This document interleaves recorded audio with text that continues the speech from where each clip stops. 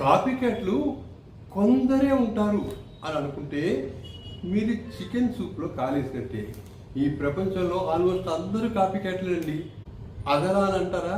వినండి, మన చిన్నప్పుడు మనకంటూ ఎవరో ఒకళ్ళు ఫేవరెట్ హీరో ఉంటాడు కదా, అతని స్టెప్స్ని మనం అనుకరిస్తాం. అంటే ఒక విధంగా కాపీ కొట్టినట్టే కదా. నా చిన్నప్పుడు నా ఫేవరెట్ హీరో దేవానంద్. నాకేమో అతనిలాగా బఫ్ తీసి క్రాప్ దూకోవాలని ఉండేది, కానీ నా వల్ల కాలేదు. ఎందుకంటే బఫ్ తీసి క్రాప్ దువ్వాలంటే ఇంత పొడి వెంట్రుకలు ఉండాలి. అది ఇలా పైకి తీసి ఇలా వంపు తీసి ఇక్కడి నుంచి ఇలా తిప్పి ఇలా కూర్చోబెట్టాలన్నమాట.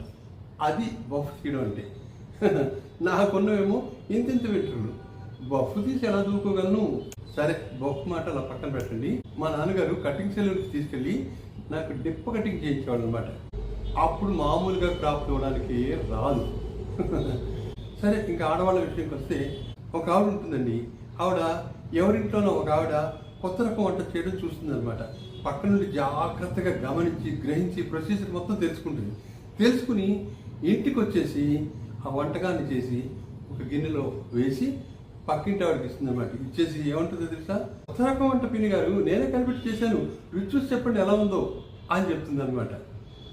పెద్ద కాపీ క్యాట్ కాదు. నాకు 20 సంవత్సరాలు వయసున్నప్పుడు మా కాలనీలో నాలాగా కొంతమంది కథలు రాసేవాళ్ళు, అప్పుడప్పుడే కథలు రాసేవాళ్ళు, కవితలు రాసేవాళ్ళు ఉండేవాళ్ళం. మేము నెలలో ఒక ఆదివారం ఎవరింట్లోనో ఒక చోట కలిసి ఆ నెలలో మేము రాసిన కథ కానీ కవిత కానీ చదివి అందరికీ వినిపించేవాళ్ళు అనమాట. అప్పుడు విన్నవాళ్ళందరూ బాగుందనో బాగాలేదనో లేదా కొన్ని సజెషన్స్ ఇవ్వడం అవన్నీ చేసేవాళ్ళు అనమాట. ఇది ఇలా ఉండగా నా ఫ్రెండ్ ఒకరోజు గబగబా నా దగ్గరికి వచ్చి, మళ్ళీ నేను రాసిన కథ పత్రికలో పబ్లిష్ అయింది అని నాకు చూపించాడు అనమాట.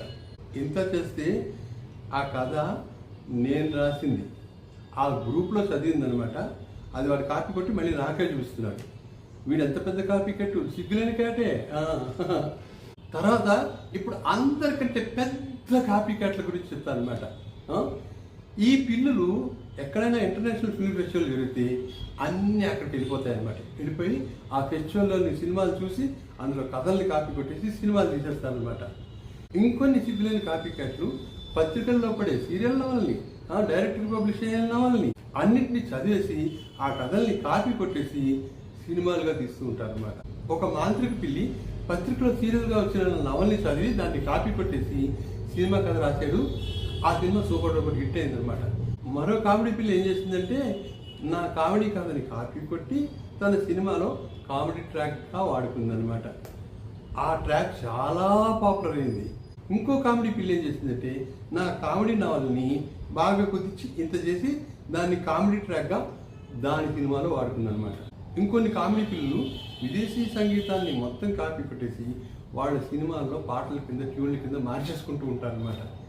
ఇలా చెప్పాలంటే అబ్బో చాలా ఉందండి. సరిపోదు మనకి టైం, కొన్ని రోజులు పడుతుంది.